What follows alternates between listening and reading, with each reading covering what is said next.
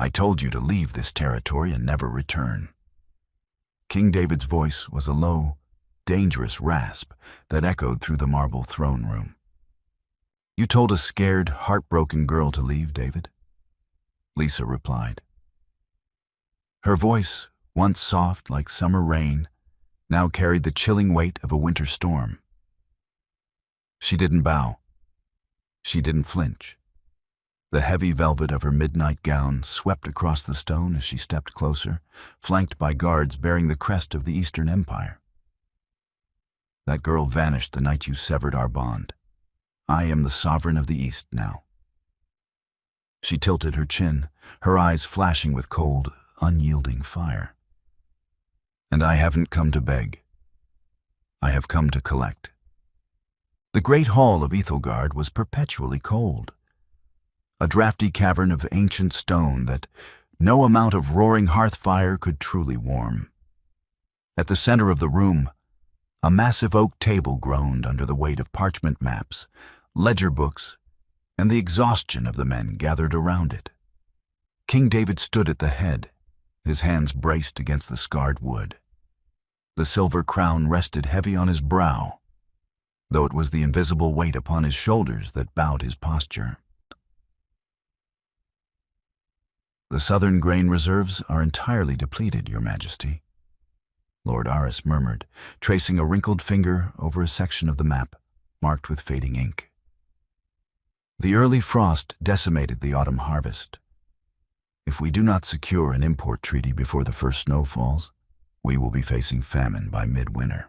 David stared at the map, though he did not truly see the lines delineating his struggling kingdom. Instead, he saw the relentless, freezing rain of a night 5 years ago. He felt the phantom sting on his left wrist, right over his pulse point. The bond mark. Once, it had been a luminescent, intertwining crest of a wolf and a crescent moon, glowing with the heat of a fated mate connection.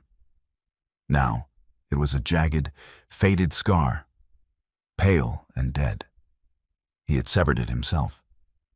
It was a brutal, ancient ritual, one that demanded the Alpha King reject his fated match in front of the ancestral stones if she was deemed unfit to rule. Lisa had been a ward of the court.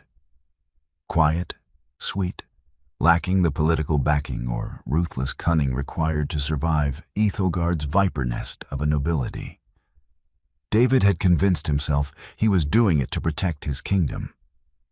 He had convinced himself he was doing it to protect her from a court that would have eaten her alive. I, David of Ethelgard, reject this bond. You are not my queen. Leave these lands before dawn, or be hunted as a trespasser. He closed his eyes, the memory of her shattered gasp echoing in his mind, louder than the bickering of his counselors. She had run into the storm, vanishing without a trace. No tracker had been able to catch her scent. It was as if the earth itself had swallowed her to hide her from his cruelty. Your Majesty? Lord Thorne's sharp voice dragged David back to the present. Thorne was an older, calculating man who had been the loudest advocate for Lisa's rejection. You are not listening. The Eastern Empire has absorbed the free cities of Oakhaven. Their new ruler, the one they call the Iron Queen, has amassed a monopoly on the continent's grain. We have no choice but to negotiate. I am aware of the geopolitical reality, Thorne, David replied, his voice a low rumble that instantly silenced the room. Even without his fated mate, his alpha aura was suffocating, a heavy, commanding pressure that demanded absolute submission. We sent an envoy 3 weeks ago to offer a trade alliance. We have heard nothing. Actually, sire, a timid voice spoke up from the doorway.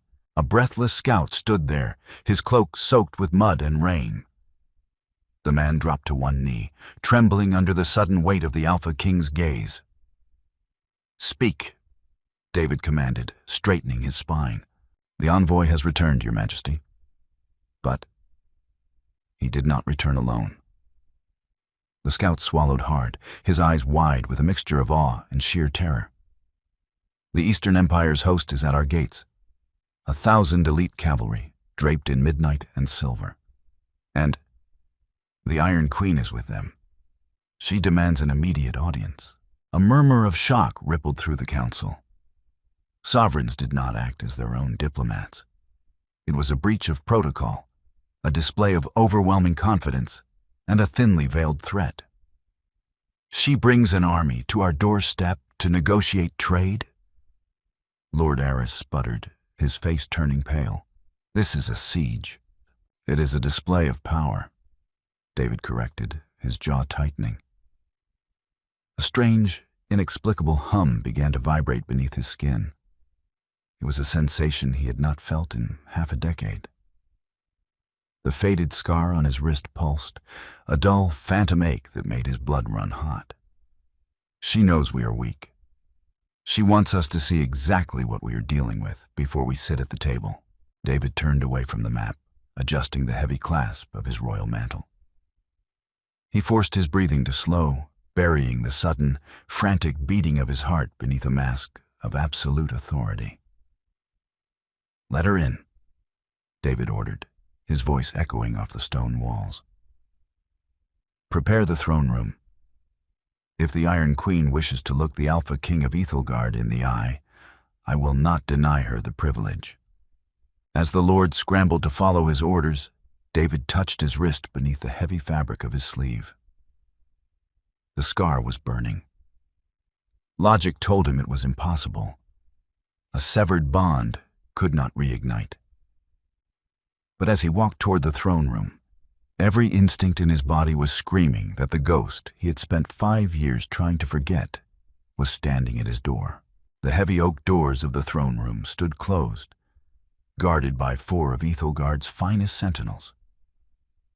Inside, the air was thick with the scent of polished brass, burning pine, and the nervous sweat of the nobility. Every lord and lady of consequence had gathered, forming an aisle of velvet and silk that led directly to the dais where David sat. He remained perfectly still, his posture rigid, his features carved from granite. He was an Alpha King. He did not show fear. He did not show anticipation. Yet, the phantom burning on his wrist was becoming unbearable. It was a searing heat, biting into his flesh, warning him of an approaching shift in his reality. Thud. A heavy strike against the outside of the oak doors silenced the murmuring crowd. Thud. The guards gripped the heavy iron handles, pulling the massive doors inward.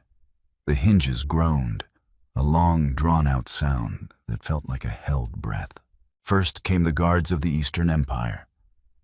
They moved with terrifying synchronicity, their armor a dark, burnished steel that drank the torchlight rather than reflecting it. They fanned out silently, creating a perimeter that subtly, but firmly, pushed Ethelgard's own guards back. It was an immediate, calculated dominance of the space. Then, the murmurs completely died. The silence that fell over the hall was absolute, heavy enough to crush a man. David's breath hitched in his throat. His hands gripped the stone armrests of his throne so hard his knuckles turned stark white.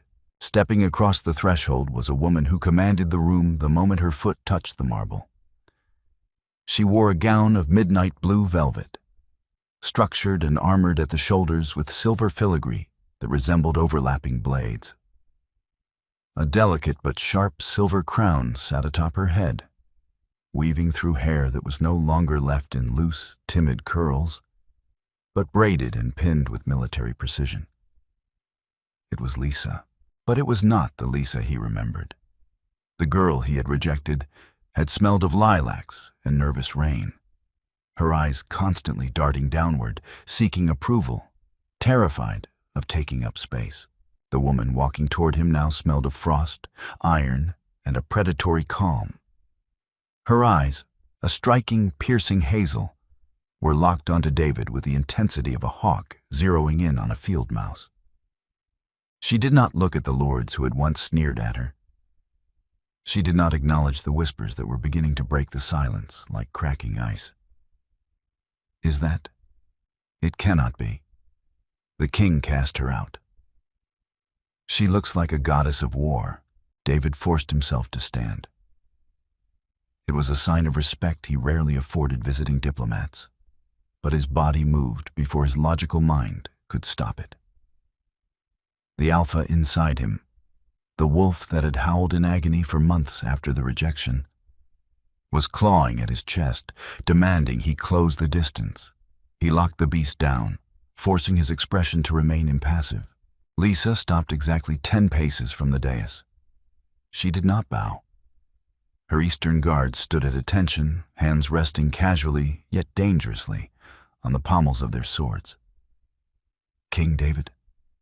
Lisa spoke. Her voice cut through the cavernous room, clear, melodic, and completely devoid of warmth. It was the sound of a perfectly tuned instrument playing a funeral dirge. "Queen Ilara," David replied, using the name the scouts had reported. He kept his voice steady, testing the waters. "Or do you prefer I use the name you were given in my lands?" A small, chilling smile graced Lisa's lips. It did not reach her eyes. "Names hold power, Your Majesty. Ilara is the title my people gave me when I dragged them out of the Dark Ages. But Lisa is the name of the girl you murdered in the mud 5 years ago. You may use whichever makes you sleep better at night." A collective gasp echoed through the court. Lord Thorne stepped forward, his face flushed with indignity. "You dare speak to the Alpha King with such insolence? You are an Ethelgard woman, not your barbarous eastern wastes. You will bow." Lisa didn't even turn her head to look at Thorne. She simply flicked 2 fingers. The sound of 20 steel blades sliding halfway out of their scabbards rang through the hall. A sharp, metallic hiss that froze the blood in Thorne's veins. Ethelgard's guards instantly drew their weapons in response, the tension in the room snapping tight like a garrote wire. "Stand down," David roared, his alpha command washing over the room. His own guards immediately sheathed their swords, trembling under his pressure. Lisa raised her hand, and her guards slid their weapons away in perfect, silent unison. She finally turned her gaze to Lord Thorne, her eyes narrowed. "I bow to no one, Lord Thorne, especially not to the men who convinced their king that starvation was preferable to a commoner queen. Tell me, how does your pride taste now that your silos are filled with dust?" Thorne opened his mouth, but no words came out. He stepped back, visibly shaken by the sheer, suffocating weight of her presence. She had an aura of her own now. It wasn't the brute, heavy force of an alpha. It was the cold, slicing pressure of an absolute sovereign. David descended the steps of the dais, his heavy boots clicking against the marble. He stopped 3 paces from her. Up close, the changes in her were even more devastating. There was a tiny, faded scar near her temple that hadn't been there before. Her skin was flawless, but it held the pale translucence of someone who had survived harsh, sunless winters. "You did not come all this way simply to insult my counselors, Lisa," David said softly, keeping his voice low enough that only she could hear the slight waver in it. "No," Lisa replied, her voice equally quiet, but hard as diamond. "I came to offer you a choice, David. You need 50,000 bushels of grain to survive the winter. You need access to the eastern trade routes to rebuild your dying economy. I have all of it." "And what is the price?" David asked, his chest tightening. Lisa leaned in slightly, the scent of frost and iron washing over him, making his severed bond scream in protest. "The price," she whispered, "is that you sign a treaty declaring Ethelgard a vassal state to the Eastern Empire. You keep your crown, but you kneel to me." The silence that followed Lisa's demand was not merely the absence of sound. It was a physical weight, a crushing, suffocating pressure that descended upon the throne room like a collapsed roof. To the lords of Ethelgard, a kingdom forged in the blood of conquerors and sustained by an unyielding, aggressive pride, the concept of vassalage was indistinguishable from death. For the Alpha King to kneel was to break the very spine of their sovereignty. Lord Thorn was the first to shatter the quiet. His face, previously drained of color, now flushed a violently mottled crimson. "Treason!" he bellowed, his voice cracking with a mixture of terror and aristocratic outrage. He drew his ceremonial dagger, a foolish, trembling gesture, against the immovable wall of the Eastern elite guard. "You come into our halls, eat our salt by simply breathing our air, and demand the subjugation of a sovereign state? You are a madwoman. We will see you burn before an Alpha King kneels to a cast-out stray." The temperature in the room plummeted. The Eastern guards did not draw their blades this time. They simply shifted their weight, their eyes locking onto Thorn with the dispassionate focus of executioners awaiting a nod. Lisa did not look at Thorn. She did not even blink. Her hazel eyes remained entirely fixed on David, holding his gaze with a terrifying, serene stillness. She was waiting to see what the king would do, testing the current strength of the man who had once broken her to protect these very fools. David felt the ancestral beast within him thrash against his ribs. The alpha instinct to roar, to demand submission, to tear the throat out of the man who dared raise a weapon in his presence, warred viciously with the cold, calculating mind of a ruler staring down the barrel of an unwinnable war. If blood was drawn here, today, Ethelgard would be ash by the week's end. "Drop the dagger, Thorn," David commanded. He did not shout. He did not need to. His voice was a low, resonant baritone that carried the absolute crushing weight of his lineage. "Your Majesty, she demands our destruction," Thorn protested, his hands shaking violently. "I said drop it," David repeated, taking a single, deliberate step toward his counselor.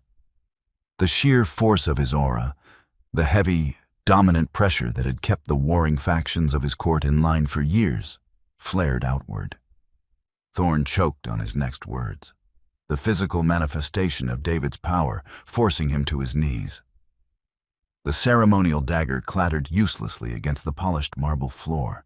David turned his back on the gasping lord, his attention returning to the woman who had once been his fated mate. The anger in his chest was a living, breathing entity, but beneath it lay an agonizing layer of profound sorrow. He saw the iron in her posture, the defensive plating of her armor, and he knew, with sickening clarity, that he was the one who had forged this weapon. He had taught her that vulnerability was a death sentence. "You have made your position abundantly clear, Queen Alara," David said, his tone perfectly measured, though his jaw ached from the tension of keeping his expression neutral. "However, negotiations that dictate the fate of millions are not conducted as a spectacle for the gallery. If you wish to discuss terms that will reshape the continent, we will do so in my private solar, alone." A ripple of nervous energy swept through the Eastern Guard, their captain taking a half-step forward to object to his monarch being isolated with an alpha. Lisa raised a single, gloved hand, instantly freezing her captain in place. "Very well," Lisa agreed, her voice a smooth, icy stream. "I have no need for an audience to state facts. Lead the way, Your Majesty." David gave a sharp nod, turning toward the heavy velvet curtains that concealed the corridor leading to the royal private chambers. He did not look back to see if she was following. The rhythmic, confident click of her armored heels against the stone told him she was right behind him. The walk through the windy, dimly lit corridors of Ethelgard was agonizing. The castle, once a symbol of unshakable strength, now felt drafty and decaying. The tapestries were faded by time and neglect. The torches burned with sputtering, low-grade oil. Everything spoke of a kingdom slowly bleeding out. David was hyper-aware of Lisa's presence behind him. He remembered a time, half a decade ago, when she would walk these same halls with her head bowed, shrinking against the stone to avoid the mocking glares of the courtiers, her scent a sweet, anxious flutter of lilacs. Now, she took up the entire corridor without speaking a word. Her scent was an imposing, crisp frost, carrying the metallic tang of power and absolute control. The phantom scar on his wrist pulsed in time with her footsteps, a cruel, rhythmic reminder of the invisible tether that he had severed, yet somehow still remained. David pushed open the heavy oak door of his private solar. It was a utilitarian room, stripped of luxurious trappings, dominated by a large hearth and walls lined with dusty, leather-bound tomes. He stepped inside, gesturing for her to follow. Lisa crossed the threshold, her gaze sweeping over the room with analytical precision. She noted the dying embers in the hearth, the stack of unpaid mercenary ledgers on his desk, the frayed edges of the map pinned to the wall. She was cataloging his failures, mapping the exact dimensions of his desperation. David closed the door, the heavy latch falling into place with a definitive click. They were alone. For the first time in 5 years, there were no counselors, no guards, no ancestral stones to witness them. "You can drop the theatrics, Lisa," David said softly, the exhaustion finally bleeding into his voice as he leaned back against the heavy wooden door. "There is no one left to perform for." Lisa turned to face him, the flickering light of the low fire catching the silver edges of her crown. Her expression remained an impenetrable mask of porcelain and steel. "I am not performing, David," she replied, her voice dropping to a terrifyingly quiet register. "I am simply giving you the bill for the choices you made." The silence in the solar stretched thin, vibrating like a drawn bowstring. David stared at the woman standing before his desk, desperately searching her features for a glimpse of the gentle ward he had once known. He found nothing. The soft, rounded edges of her youth had been chiseled away, replaced by the sharp, imposing angles of a sovereign who had survived a crucible. "You want me to kneel," David said, crossing his arms over his broad chest to keep himself from reaching out, from closing the agonizing distance between them. "You want to reduce Ethelgard to a vassal state. It is an impossible demand, and you are far too intelligent not to know that. My lords would rebel, the populace would riot. You would inherit a kingdom of ashes." Lisa moved gracefully toward the large, scarred wooden desk, her gloved fingers lightly tracing the worn edges of a map depicting the northern border. "Your kingdom is already turning to ash, David. You are simply refusing to smell the smoke." She looked up, her hazel eyes cutting through the dim light to pin him against the heavy oak door. "Your southern grain reserves are empty. Your western trade routes are blocked by the Oakhaven consolidation. Your military is underfed and demoralized. You have exactly 4 months before your people begin starving in the streets. And when they do, your precious, arrogant lords will turn on you to save their own estates." David's jaw tightened. He could not refute her logic.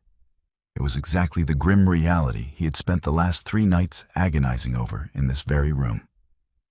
"So, this is revenge," he said, his voice laced with a bitter sorrow.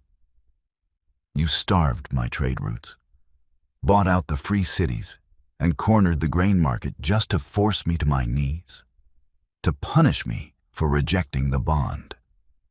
A flicker of something dark and dangerous passed behind Lisa's eyes, a momentary crack in her icy facade. "Do not flatter yourself, Your Majesty," she snapped, her tone dripping with sudden, venomous disdain. I did not build an empire simply to spite a man who was too weak to stand by his mate. The words struck him like physical blows, driving the air from his lungs. The alpha inside him recoiled, deeply wounded by the undeniable truth of her accusation. I did what was necessary, David argued, pushing away from the door and stepping further into the room, his voice rising in quiet desperation. You do not understand the politics of this court. Thorn and his faction would have assassinated you within a month of our coronation. You were soft, Lisa. You were kind. In Ethelgard, kindness is a target painted on your back. I severed the bond to save your life. Lisa did not flinch as he approached. Instead, she straightened, her aura intensifying until it felt like the gravity in the room had shifted. You stole my choice, she stated, her voice trembling with an ancient, deeply buried rage that she masterfully kept under control. You looked at me, decided I was too weak to survive, and threw me to the wolves without giving me the chance to prove you wrong. You humiliated me before the ancestral stones, branded me a failure, and cast me into a freezing storm. She took a slow, deliberate step toward him. The scent of frost grew sharp enough to make David's eyes water. And the great irony, David? The wolves you threw me to did not eat me. I became their alpha. David stared at her, the phantom scar on his wrist burning with such intense, fiery agony that he had to physically clench his fist to hide the tremor in his hand. She was right. He had underestimated her entirely. The girl he thought needed saving had possessed a core of iron he had been too blind to see. Then why are you here? David asked, his voice dropping to a raw, ragged whisper. If this is not revenge, if you truly do not care about the man who broke you, why offer the grain at all? Why not let Ethelgard starve and simply march your army over our bones in the spring? Lisa held his gaze for a long, agonizing moment. The anger slowly faded from her eyes, replaced by a weary, grim pragmatism. She turned back to the map on the desk, picking up a heavy iron paperweight and moving it to the far northern edge of the parchment, beyond the known borders of their territories. Because of the vanguard horde, she said quietly. David frowned, moving to stand beside her at the desk. The proximity was intoxicating, a confusing blend of past longing and present danger. The vanguard are a myth, he said, looking down at the map. Bedtime stories told to frighten children into obedience. A disorganized rabble of wildlings in the frozen wastes. They were a disorganized rabble? Lisa corrected, her finger tracing a sweeping path downward from the north. Until 3 years ago, when a warlord united the disparate tribes. They are no longer a myth, David. They are an army of 80,000, immune to the cold, bred for slaughter, and they have exhausted the resources of the deep north. They are moving south. She tapped the paperweight down on the northern border of Ethelgard. Your kingdom is the only geographical barrier between the horde and the fertile lands of the Eastern Empire. If Ethelgard falls, my empire is exposed. I cannot allow that. The strategic reality crashed over David like a tidal wave. You need us as a buffer. I need a fortified, well-fed, heavily armed wall. Lisa corrected coldly. I am willing to provide the grain to feed your soldiers, the steel to arm them, and the coin to fortify your northern keeps. But I will not hand over the lifeblood of my empire to a king who has proven he bows to the whims of a cowardly, short-sighted council. She turned her head, her face mere inches from his. He could see the faint, pulsing rhythm of her pulse beneath the flawless skin of her throat. I demand vassalage because I need absolute structural control over this defense. Lisa finalized, her tone leaving no room for negotiation. I will not trust an equal alliance with a man who breaks his most sacred bonds when the pressure mounts. You will kneel, David, and you will surrender command of your armies to me.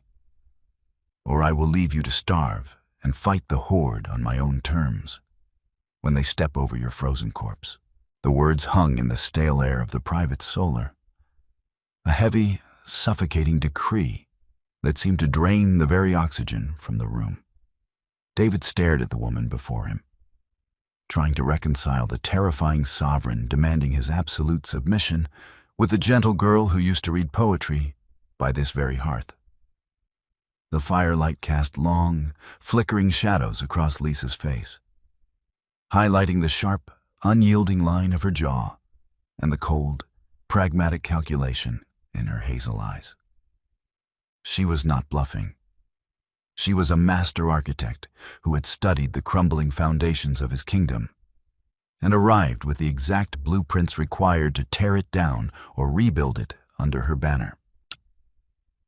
Vassalage, David repeated, the word tasting like crushed glass on his tongue. He stepped back from the desk, needing to put physical distance between himself and the overwhelming scent of frost and iron that radiated from her. You asked me to surrender the sovereignty of a bloodline that has ruled these lands for 6 centuries. You asked me to hand over the ancestral armies of Ethelgard. The council will tear the kingdom apart from the inside before they allow foreign banners to fly over our battlements. They will call it a conquering. It is a conquering, David, Lisa replied, her voice maintaining that terrifying, level calm. She did not move from the desk. She simply watched him pace with the detached interest of a predator observing a caged animal. But it is a conquering by logistics, not by the sword. I am conquering your starvation. I am conquering your vulnerability. Your lords can cling to their pride while they freeze to death, or they can surrender their pride and live. That is the fundamental logic of survival.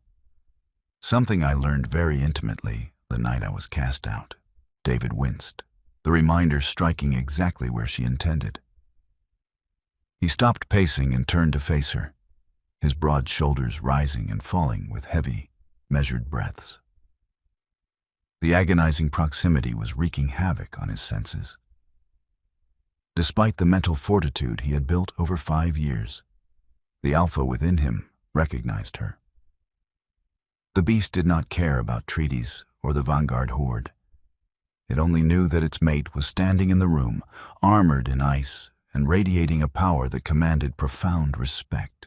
There must be another way, David said, his voice dropping to a rough, pleading timbre that he had not used since his father lay on his deathbed. An alliance, a marriage treaty, a blending of our houses as equals. If we stand together against this horde, equals, Lisa interrupted, the word slicing through the air like a freshly honed blade. For the first time since she entered the castle, a flash of genuine, visceral emotion cracked her porcelain mask. We are not equals, David. You are a king presiding over a graveyard. I am a queen who built an empire from the dirt you threw me into. You do not get to claim equality only when the wolves are at your door. She took a sudden, fluid step toward him. The distance between them vanished, reduced to mere inches. David froze, his breath hitching as the ambient temperature in the room seemed to plummet. He looked down into her eyes, seeing the swirling, storm-tossed depths of unresolved pain and absolute conviction. Without thinking, driven by a primal instinct he could no longer suppress, David reached out. His large, calloused hand moved slowly, trembling slightly, before his fingers lightly brushed the cold silver filigree of the armor on her shoulder. The moment they made contact, a violent electric shock rippled through the air between them. The jagged, faded scar on David's left wrist flared with a blinding, searing heat. glowing a faint, ghostly silver through the fabric of his sleeve. Lisa gasped, a sharp, involuntary sound that betrayed her iron control. Her own hand instinctively darted to her chest, right over her heart, where a matching severed mark lay hidden beneath her velvet and steel. For one suspended heartbeat, the cold sovereign vanished, and David saw the terrified, heartbroken girl looking back at him. The air crackled with the desperate, magnetic pull of a bond that refused to stay dead, a cosmic tether fighting against the brutal severing they had endured. But the vulnerability lasted only a fraction of a second. Lisa's jaw tightened, and she took a sharp step backward, breaking the physical connection. The glowing heat in David's wrist snapped out, leaving behind an aching, hollow cold. "Do not touch me," Lisa whispered, her voice shaking slightly before she forcefully leveled it out. "The bond is broken, Your Majesty. You saw to that yourself." David lowered his hand, his heart hammering against his ribs in a frantic, painful rhythm. "It is not entirely dead, Lisa. You felt it. I know you did. What I feel is irrelevant," she countered, adjusting her posture and burying the ghost of the girl beneath layers of impenetrable sovereignty. "Emotions do not feed armies. Nostalgia does not build walls. I have given you my terms. You have until dawn to convene your council, wrestle with your pride, and make your choice. When the sun rises, you will either kneel in the throne room and pledge Ethelgard to the east, or I will march my host back home and leave you to the mercy of the snows." She turned toward the heavy oak door, her movements crisp and decisive. She did not look back as she grasped the iron handle. "Dawn, David. Do not keep me waiting." The door clicked shut behind her, leaving David alone in the stifling silence, the phantom ache in his wrist pulsing like a second, dying heartbeat. The war room was buried deep within the bowels of the castle, a windowless, circular chamber of ancient granite, illuminated by the sputtering orange glow of a dozen iron braziers. The air was thick with the scent of burning pitch and the sour tang of anxiety. It was 3 hours past midnight, yet every major lord of the High Council had been summoned from their beds. They stood around the massive circular map table, their faces pale and drawn, muttering in hushed, panicked tones as they awaited their sovereign. When David pushed through the heavy iron-bound doors, the murmurs instantly died. He did not wear his crown. He wore simple, dark leather armor, a visual declaration that the time for courtly posturing had ended. The Alpha King walked to the head of the table, his presence sweeping through the room like a heavy, suffocating blanket. He placed his hands flat on the polished stone edge of the table, his amber eyes scanning the nervous faces of his counselors. "The Eastern Empire will supply us with 50,000 bushels of grain by the week's end," David began, his voice a low, resonant rumble that commanded absolute silence. "They will provide refined steel for our armories, gold to rebuild the northern keeps, and a vanguard of 10,000 elite infantry to garrison the border." A collective sigh of relief washed over the lords. Shoulders dropped, and Lord Aris actually closed his eyes in a silent prayer of thanks.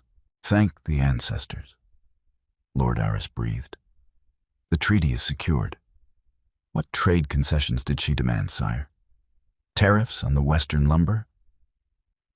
"She demanded no tariffs," David stated coldly, locking eyes with Lord Thorne, who stood directly across from him. "She demanded Ethelgard. Queen Alara has dictated that we become a vassal state. To secure this aid, I must publicly kneel and surrender absolute command of our military forces to her generals." The silence that followed was total, a vacuum of sound before the explosion. "Never!" Lord Thorne bellowed, slamming his fist onto the stone table, his face turning a mottled, furious purple. "It is an outrage, an insult to the blood of the founders.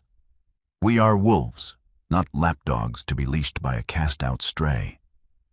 I say we bar the gates and slaughter her eastern escort in their beds. We take the queen hostage and force her empire to send the grain as ransom. You will do no such thing, Thorn. David snarled, his alpha aura flaring so violently that two of the lesser lords stumbled backward, clutching their chests. The shadows in the room seemed to stretch and deepen around the king.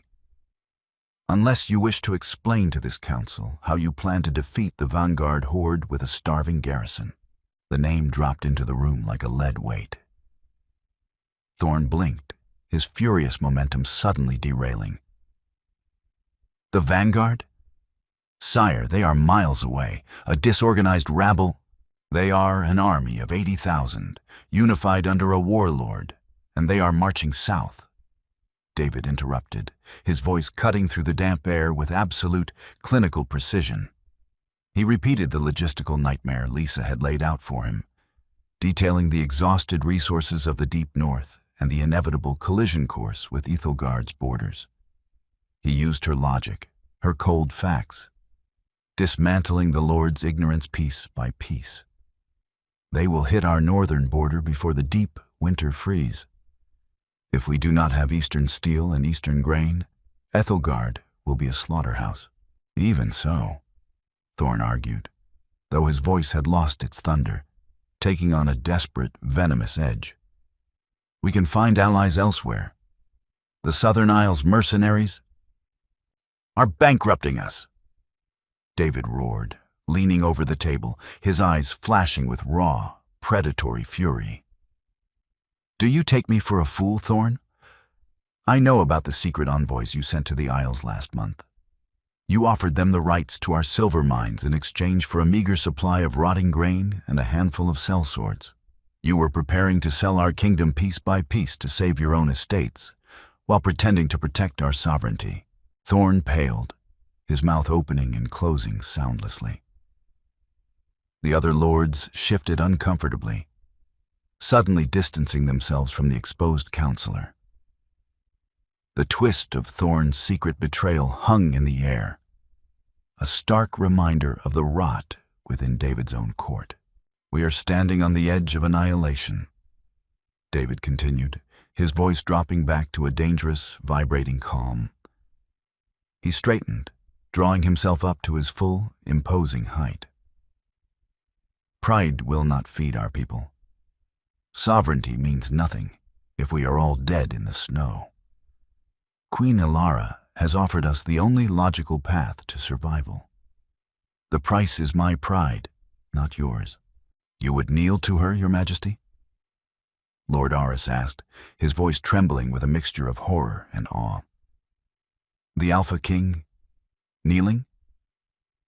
I am the Alpha of this pack, David stated, his gaze sweeping over the room, meeting the eyes of every man present. And an Alpha's primary duty is to ensure the survival of his people. If I must break my own knees to shield this kingdom from the storm, then I will do so. We accept her terms. The nobility will revolt. Thorn whispered, his eyes darting toward the door, calculating his next move. Let them try, David promised, the promise of violence lingering heavily in his tone. Any lord who raises a banner against this decision will not face the Eastern Empire. They will face me, and I will not be merciful. David turned on his heel, his leather boots echoing loudly against the granite floor as he marched toward the heavy doors. Prepare the throne room for dawn. We are surrendering the kingdom. Dawn broke over Ethelgard, not with a triumphant display of morning color, but with a slow, agonizing bleed of slate-gray light creeping through the frosted windows of the great throne room. The air was frigid, carrying the metallic scent of impending snow and the sharp, sour tang of collective anxiety. The entire High Council stood assembled, flanked by the remnants of the royal guard. They were silent, their faces pale and drawn beneath the heavy furs of their station. No one spoke. The only sound was the distant, haunting howl of the wind, battering the high battlements. David stood before the ancient stone throne, wearing the ceremonial mantle of his ancestors for what he knew would be the very last time as an independent monarch. The heavy silver crown pressed into his brow, feeling less like a symbol of divine right and more like a beautifully forged shackle. He kept his posture impeccably straight, his broad shoulders squared against the weight of the room's crushing silence. His amber eyes remained fixed on the massive oak doors at the far end of the hall, waiting for the architect of his kingdom's salvation and its subjugation. Exactly as the first sliver of the pale sun breached the horizon, the heavy doors groaned inward. Lisa entered, and the temperature in the room seemed to drop another 10 degrees. She was a vision of terrifying, calculated sovereignty. Gone was the midnight velvet from the evening before. Today, she wore the full, battle-ready regalia of the Eastern Empire. Her armor was a masterpiece of articulated dark steel and silver inlays, layered over a tunic of deep, blood-red silk. The delicate crown rested securely in her braided hair. Behind her marched 24 of her elite vanguard, their footsteps echoing in perfect, lethal synchronization, a rhythmic drumbeat of absolute dominance. She did not rush. She walked the length of the hall with the slow, measured grace of a predator that had already won the hunt. The lords of Ethelgard instinctively shrank back as she passed, their eyes averted, unable to meet the piercing, hazel gaze of the woman they had once mocked and discarded. David watched her approach, his heart beating a heavy, painful rhythm against his ribs. The alpha within him raged against the impending submission, scratching at the walls of his mind. But David ruthlessly forced the beast down. He was not doing this for himself. He was doing it for the thousands of families huddled in the freezing villages beyond the castle walls. Lisa halted precisely 5 paces from the base of the dais. Her guards spread out seamlessly, forming an impenetrable half-circle behind her. She looked up at David, her expression a flawless mask of porcelain and iron. There was no gloating in her eyes, no petty vindication. There was only the cold, hard reality of the transaction they were about to complete. "The sun has risen, King David," Lisa said, her melodic voice slicing through the heavy silence of the hall. "Have you made your choice?" "I have," David replied, his deep baritone rolling over the assembled crowd. He did not let his gaze waver from hers. He unfastened the heavy clasp of his royal mantle, allowing the thick, fur-lined velvet to slide from his shoulders and pool heavily on the stone floor. It was a deeply symbolic gesture, the shedding of his ultimate authority. He took a slow, deliberate breath, stepping down from the raised dais. With each step, the phantom scar on his wrist burned with a fierce, localized heat, as if the severed bond was screaming in protest, or perhaps in terrible recognition. He stopped 2 paces in front of her. Slowly, fighting the protests of his ancestral pride and the tightening of his muscles, David lowered himself.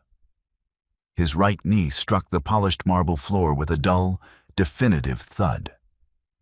The sound echoed into the rafters, sealing the fate of a 600-year-old dynasty. A collective, strangled gasp arose from the Ethelgard lords, but David ignored them. He looked up at Lisa, offering his sovereignty to the girl who had once begged for his protection. "I, David of Ethelgard, surrender the absolute sovereignty of the North," he spoke, the ancient vows tasting like ash. "I pledge my armies, my lands, and my life to the Eastern Empire. I name you my suzerain, Queen Alara." Lisa looked down at him. For a fraction of a second, the mask slipped.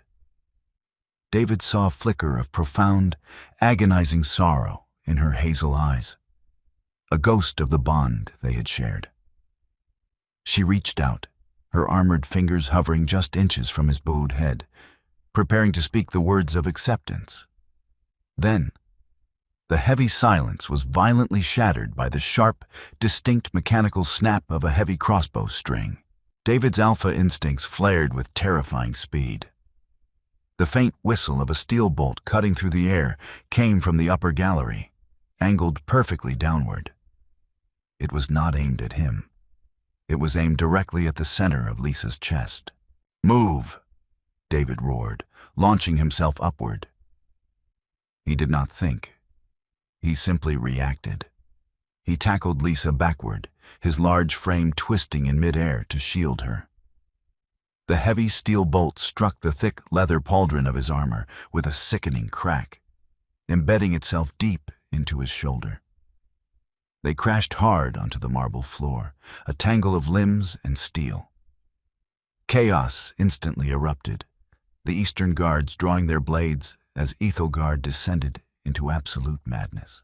The great hall devolved into a vortex of screaming lords, ringing steel and sheer, unrestrained panic. The Eastern vanguard moved with terrifying, lethal efficiency, instantly forming an impenetrable shield wall around where David and Lisa had fallen. Above them, in the shadowy alcoves of the upper gallery, a brief, violent scuffle broke out, before a cloaked figure was hurled over the balcony, crashing lifelessly onto the stone floor below. David grunted, his vision swimming for a brief, disorienting second as a wave of fiery, venomous pain radiated from his left shoulder. He was lying partially over Lisa, his heavy frame acting as a physical barricade. Beneath him, he felt the frantic, rapid flutter of her heartbeat through the layers of her steel armor, an intimate rhythm that instantly sent a jolt of protective adrenaline through his veins. "Are you harmed?" David rasped, his voice rough and breathless. He stared down into her face, mere inches from his own. Lisa's eyes were wide, the cold sovereign briefly eclipsed by genuine, breathless shock. The scent of her frost and iron spiked, mingling sharply with a heavy coppery smell of his own blood. "No," she breathed, her hands instinctively coming up to grip his uninjured arm. You took the bolt. It is my duty to protect my suzerain." David managed a tight, strained smile, though his amber eyes were rapidly dimming with pain. He rolled off her, fighting the sudden nausea that threatened to overwhelm him. Lisa was on her feet instantly, her military training overriding her momentary shock. "Captain," she barked, her voice cutting cleanly through the cacophony of the hall. "Secure the perimeter. Lock down every gate and bar the doors. No one leaves this room alive until the traitor is identified." "It was Thorne's faction," David ground out, using his right hand to push himself up into a kneeling position. The bolt was thick, its black fletching slick with a foul-smelling greenish residue. Poison. His alpha healing factor was already fighting it, the area around the wound burning with an intense, localized fever. But the pain was blinding. Lisa knelt beside him, her armored hands surprisingly gentle as she examined the angle of the bolt. "Do not move," she ordered, her tone shifting from absolute monarch to sharp, clinical commander. "The barb is deep. It must be cut out." She looked over her shoulder at her guards. "Bring my field surgeon, now." Within minutes, the chaotic hall had been subdued through sheer, overwhelming Eastern force. Lord Thorne and his closest allies were violently forced to their knees, disarmed and surrounded by drawn swords. The private Royal Solar, the same room where they had debated the kingdom's survival the night before, was hastily converted into a triage center. The heavy oak doors slammed shut, cutting off the wails of the arrested nobility.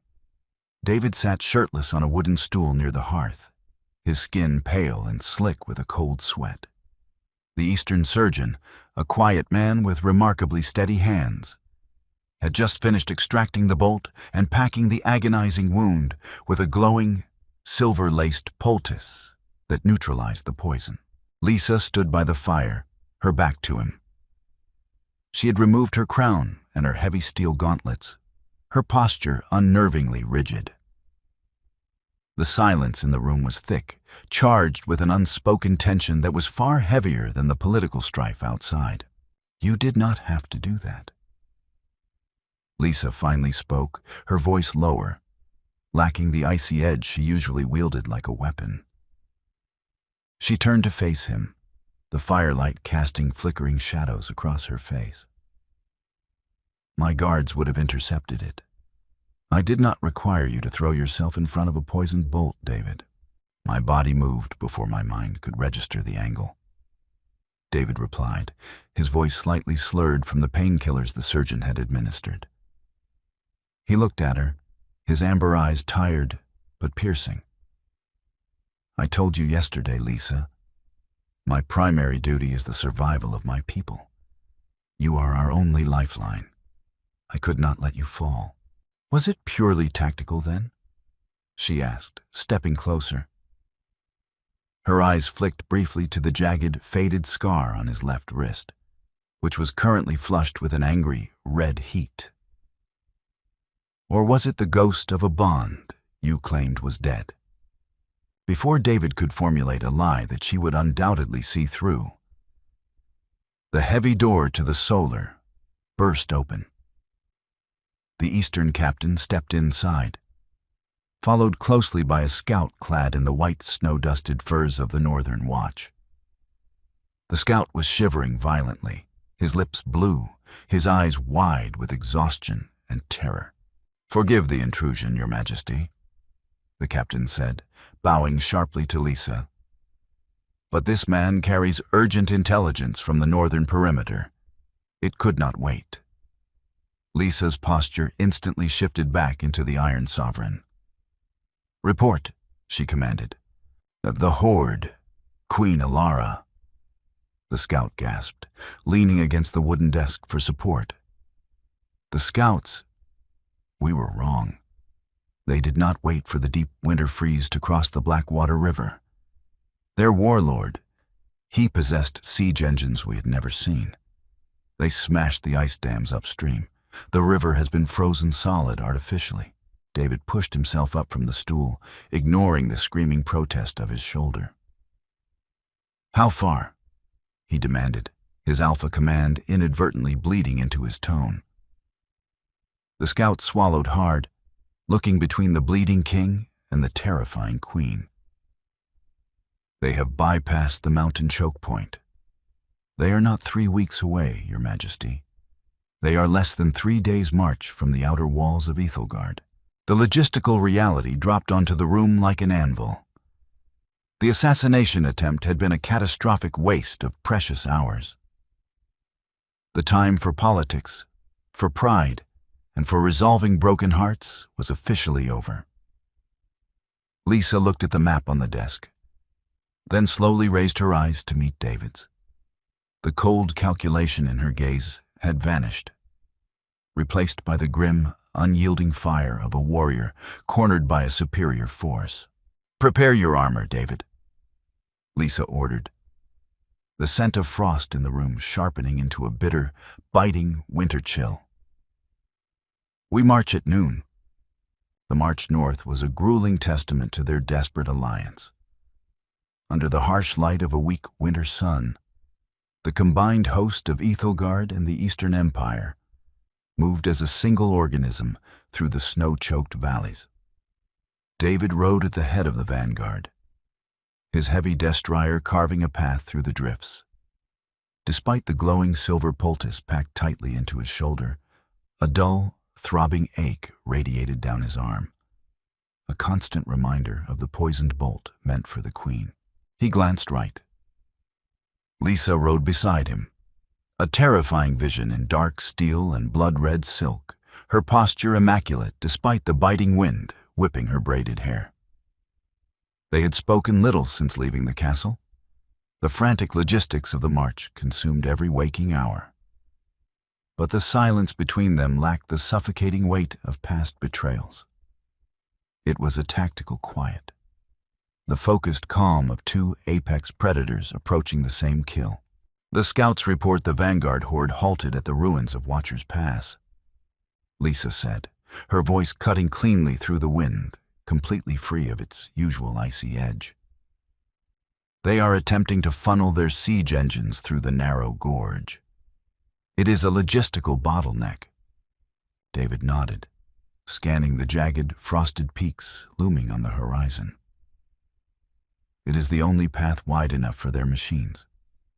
But the gorge is a death trap if held by a disciplined shield wall. My ancestors bled southern invaders there centuries ago.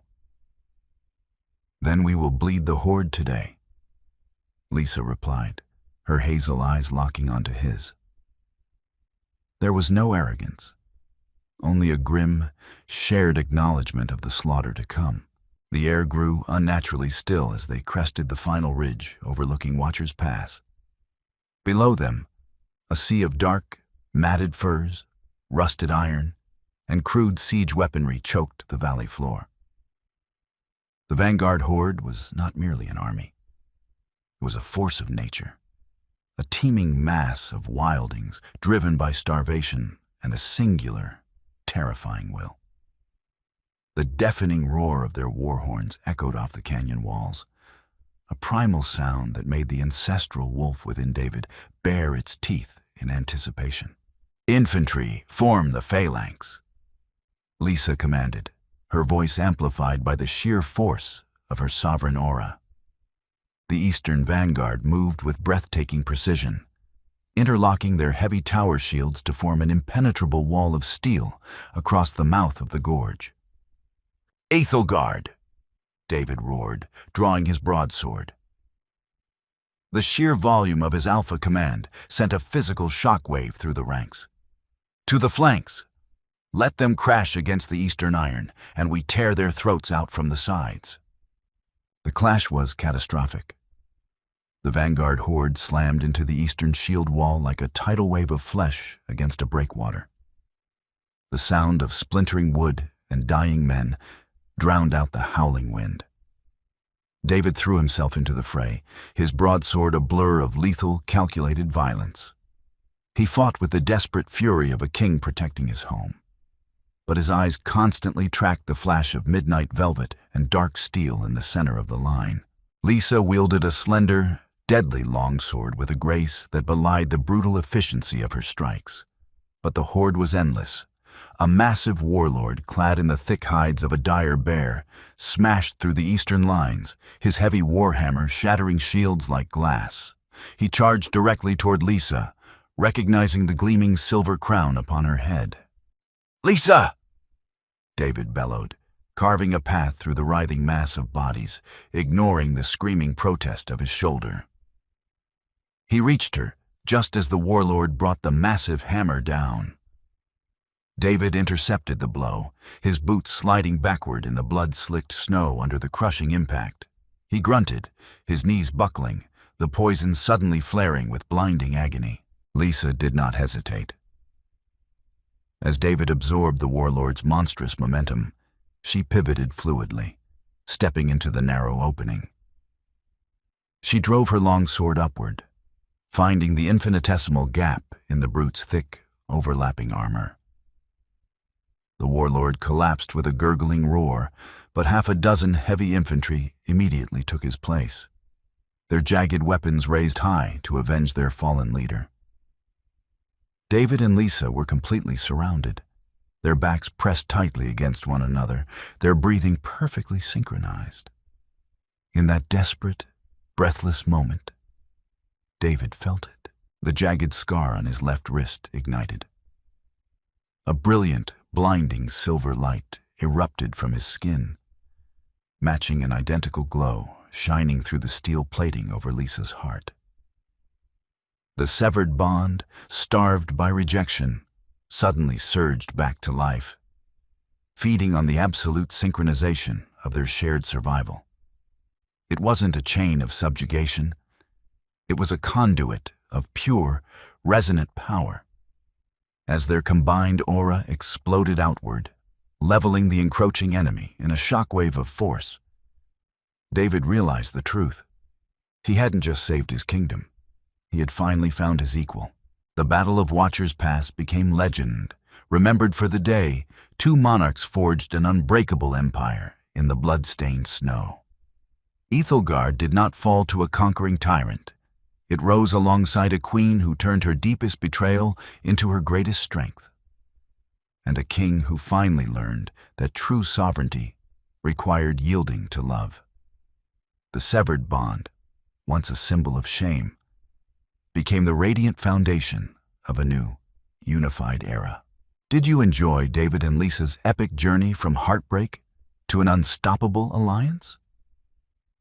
If this tale of betrayal, redemption, and undeniable fate kept you on the edge of your seat, please take a moment to like this story, share it with fellow readers, and subscribe for more thrilling, dramatic adventures.